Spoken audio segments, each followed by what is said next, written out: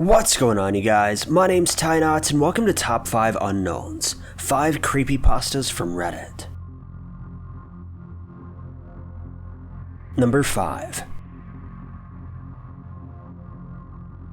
My new job started to get really uncomfortable around the 2-month mark. One day when I checked my company email account for the weekly briefing and workload assignment, there was an email titled Lullaby. Inside was a link to a short, low-resolution video of a young girl asleep in bed. She babbled in what I believe was Russian or Ukrainian, and occasionally fidgeted or brought her hands up defensively to protect her face.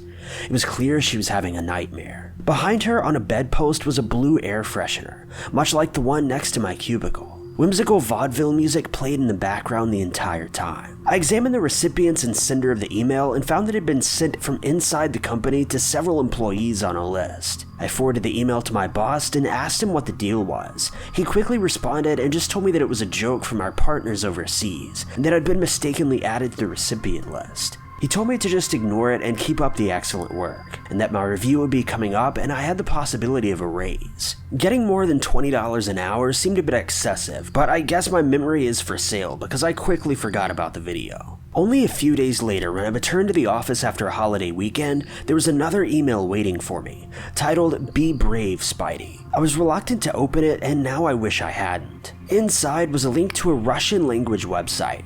When I clicked it, I saw a video of a real kid, probably 4 or 5 years old, dressed up as Spider-Man. The boy sat in what looked like a child's bedroom. His mask was pulled down and his costume sleeve was pulled up. The boy screamed and cried as an adult man wearing a Hulk costume gave him 3 different injections with a long needle. Off screen, another person hurled stuffed animals at the kid, hitting him in the head with them and even once hitting the needle as it stuck in his arm, causing the kid to wail even louder. By the end of the short clip, the boy was shaking and nearly catatonic. The Hulkman laughed and danced around him almost ritually. Cheerful kids' music played the entire time. Number 4. I spent hours on the deep web, looking through pages and pages of things I felt like I wasn't supposed to see. I came across the trailer of a silent film made back in 1910, one that apparently made people claw their eyes out after watching and nearly derailed the entire industry. There was a live stream of a hooded man sitting in front of a camera, head crouched down, but eventually he lifted his head. Even though he had no mouth, he made a deep guttural hello, which came through my speakers. Somehow I knew it came from him, so I didn't stick around for that. There were other obscure sets of step-by-step guides that involved things like cutting off your own limbs and sewing on corpses, performing religious rituals in the middle of a Siberian forest, and going to coordinates that apparently housed captive fallen angels. It was unclear what any of these were supposed to achieve, but that's when I realized there was no way even the highest form of organized government could control all of this. One of the scariest things about this whole experience was that I didn't find an end to the list, no matter how far I scrolled down. I think I had a meltdown and passed out eventually, because I woke up on my floor in the middle of the night.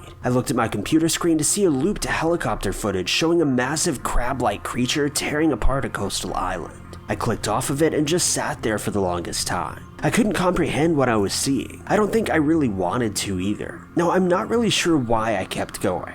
My brain was screaming for me to take my computer out to the lawn and smash it into pieces, but I didn't. I noticed something I hadn't before. A small message at the bottom left-hand corner of the screen that I don't believe was always there. It was so hard to read that I even had to squint. Turns out it was actually Latin, and when translated it read, "Are you satisfied?" There were 2 options underneath it, yes and no. Now I knew the answer to this question. No, I wasn't satisfied.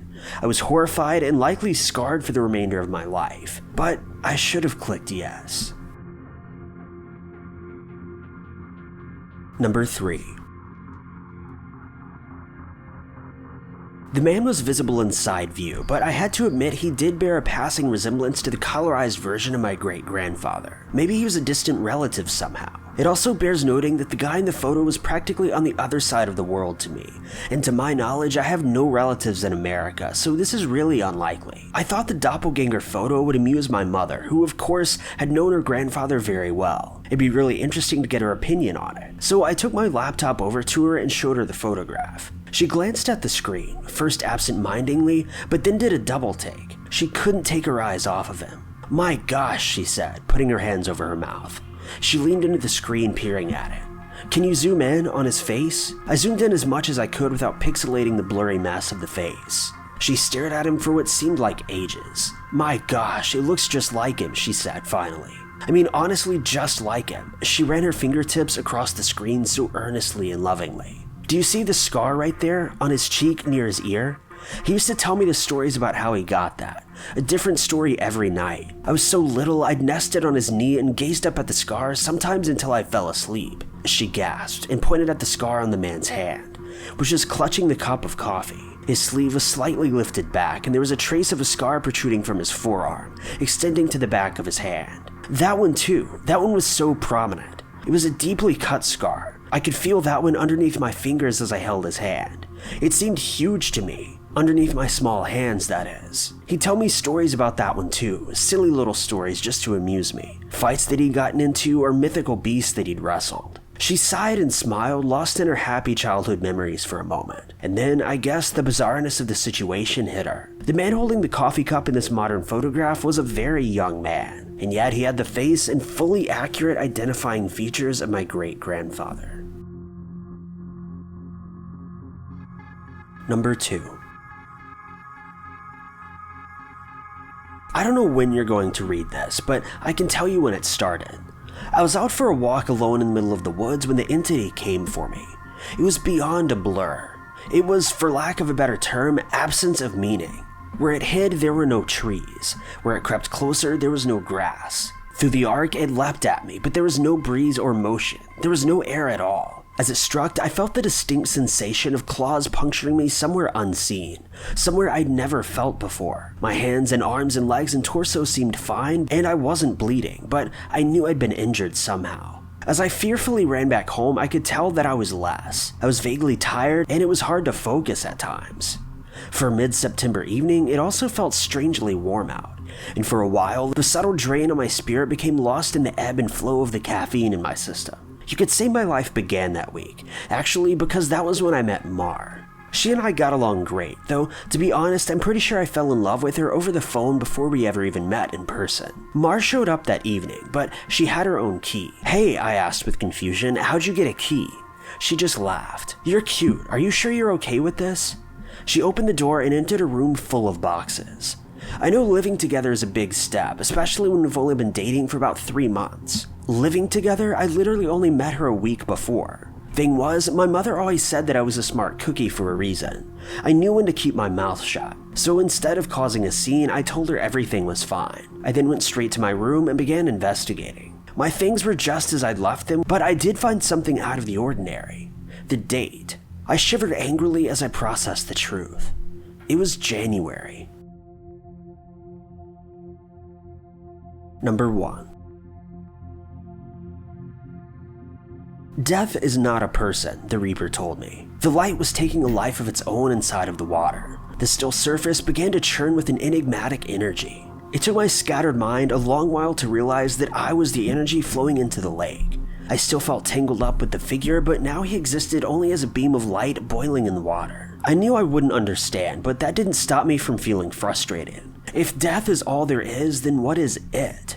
What is waiting for me? The water pressed in around me and I couldn't speak, although I could still draw in breath somehow. It is here, the Reaper said. Something was in the water around me. Hands grabbed me by my legs and began dragging me downward. I was amazed to even discover that I had limbs again.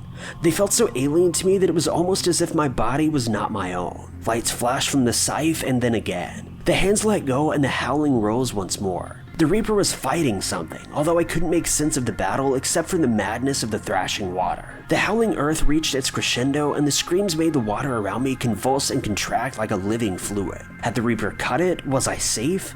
I began to explore my new body in the water, but just when I thought I was beginning to gain control of my hands and limbs, it clutched me once more. I lurched forward, struggling in vain against its implacable grip. What is here? I tried to shout against the suffocating liquid. What is happening? But I couldn't sense the Reaper's presence any longer. The heat was unbearable, but the cold depths the hands were dragging me toward were even worse. I became aware of a blinding light at the bottom of the lake. The hands continued to drag me onward. I'm sorry, said the Reaper. I couldn't fight it off. It seems to be coming from so far away now. We'll try again next time. Thank you guys so much for watching. If you like this video, be sure to click that like button. Also, don't forget to subscribe and click that notification bell to keep updated with our videos.